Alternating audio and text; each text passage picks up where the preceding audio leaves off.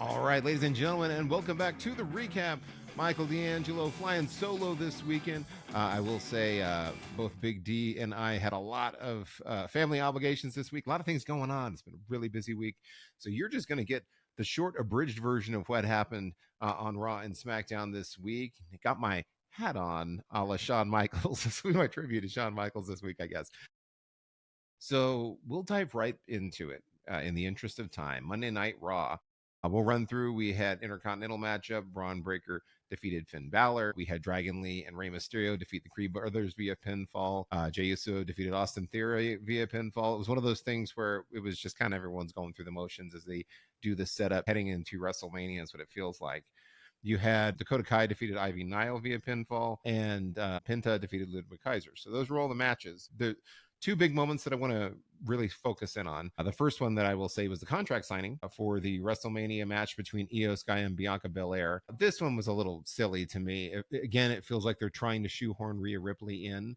So they go out to do the contract signing. Rhea Ripley comes down, attacks both of them after they sign the contract, and then she also signs the contract. Even though her name and her information aren't on the contract, that's not how contracts work. You can't just sign your name to it and get yourself a match. I'm sure they're going to have this play out and make it into a triple threat. Big D and I have both been talking about this, but it just seems ridiculous that Rhea Ripley would think that you can just grab a contract and sign it, even though there's no verbiage or language in that contract even referencing you. You can't just sign your name on it. That's not how it works. I like how it was alluded to on commentary that, hey, she could just take the contract and get it amended and sign it. It's like, that's also not how it works. There's already other people who have signed it afterwards. So clearly no one in WWE knows how contracts work. But that was the big thing that was pretty not surprising, but it was pretty expected because we knew they've been heading towards a triple threat matchup, which is going to, for me, feel a little bit empty and it feel a little bit unearned because let's face it, you go through this whole exercise of having Bianca Belair earn her chance at WrestleMania. That's what makes it special. Now you're going to have Io Sky in there. They decided to do that switch, which is great.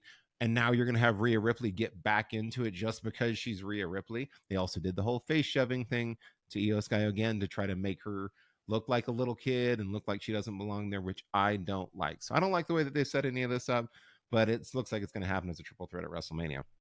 The other big thing, and the biggest thing I'll say, is John Cena finally had his promo where he came out. And I'm going to say, much to the disappointment of folks, there's a lot of speculation of, are we going to get a new version of John Cena?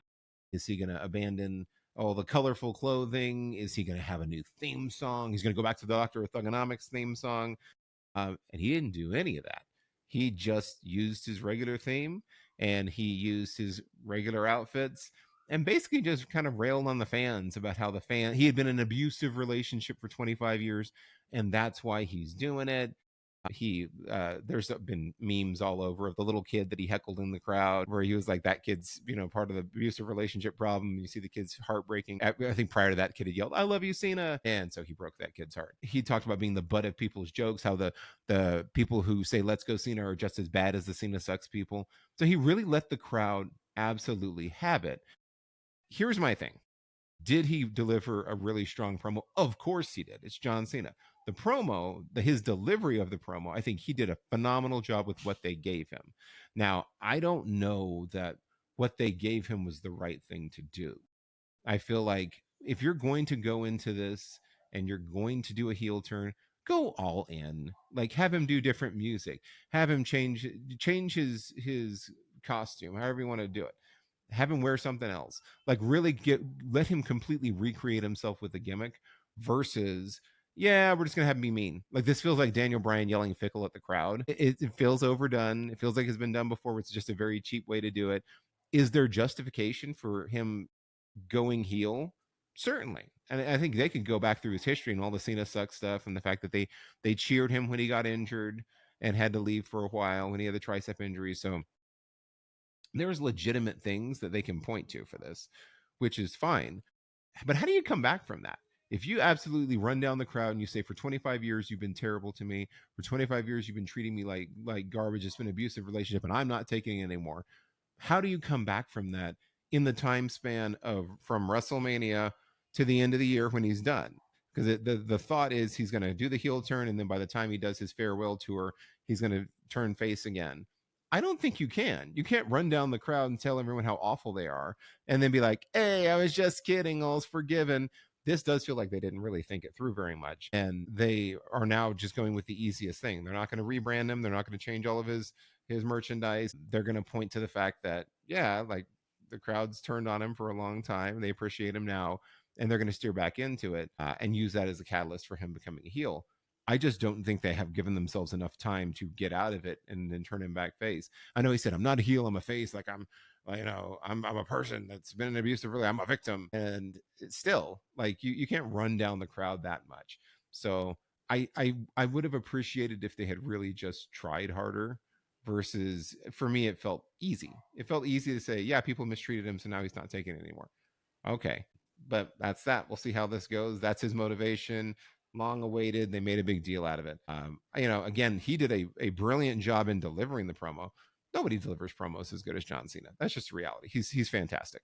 But I wish they had given him more to do with to make it a little bit more impactful, we'll say. So those were the highlights and the big things from Monday Night Raw. For SmackDown, we had the Street Profits defeated Legado del Fantasma.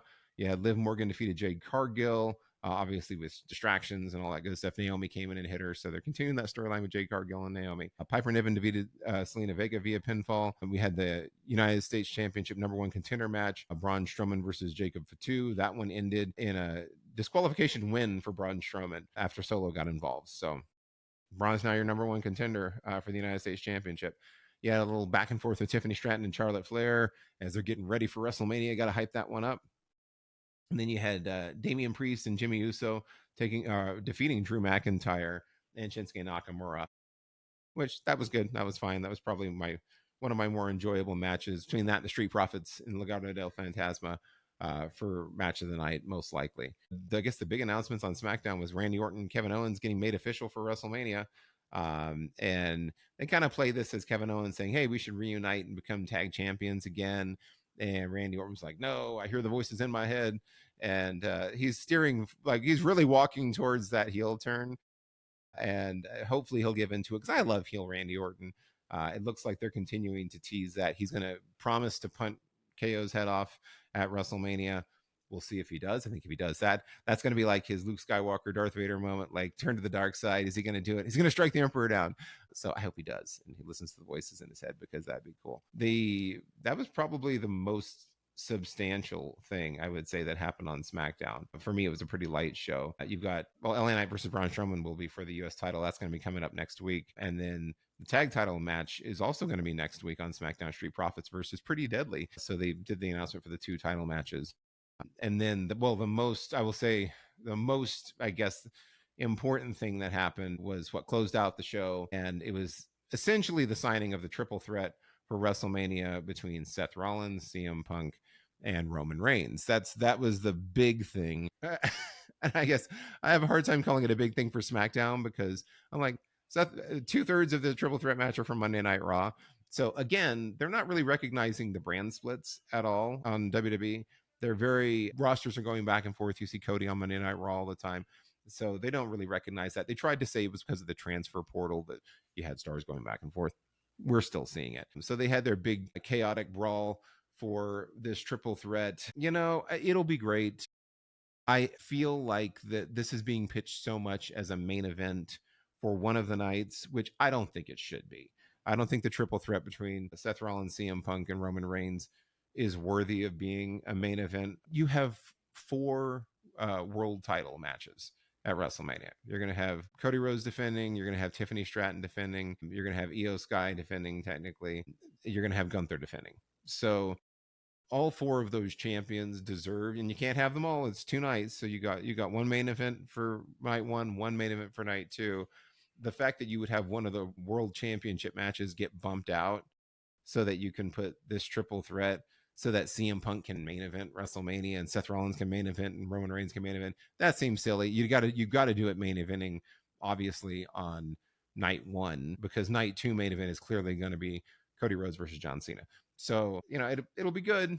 It'll be fine. But it was like the usual, everyone jawing back and forth going, and then it just breaks out into a big brawl at the end, which is very formulaic for WWE. That like now everything is big brawls between competitors and they're brawling to the back. We see it like 4 or 5 times a night on Raw and Netflix usually. So that was kind of how they closed that show out. So that was the biggest announcement, WrestleMania match, triple threat match. That was, again, you could see that coming from a mile away. I think the biggest thing that will be interesting coming out of this is, where does Paul Heyman land when it's all said and done? Does Paul Heyman end up going back with CM Punk? Does Paul Heyman stay with Roman Reigns? That's going to be the teaser thing. Does Paul Heyman switch? Does he start backing up Seth freaking Rollins? Is he tired of both of them? I feel like it is the custody of Paul Heyman match that's going to be coming up as part of this triple threat. It's probably the most compelling storyline out of this. There's no titles on the line. You have obviously the history between Roman Reigns and Seth Rollins from the Shield, but and then CM Punk's kind of there because he's got the history with Seth Rollins. But it'll be good. It'll be fine. Not main event worthy. At least that's from my standpoint. But that's what we got. Again, said I'd keep it quick and easy. We're doing it short today. Don't forget to like, share, and subscribe. Appreciate all of the support from everybody. Leave me items in the comments. Like what I have to say, dislike it, completely disagree with me, or just have your own take. I always love to hear from all of you. Appreciate it. That's what I got today. Me and Big D will be back next week for more prognostication as we continue on the road to WrestleMania. That's all I got for this week. So until next time, have a great week, everybody. See you soon.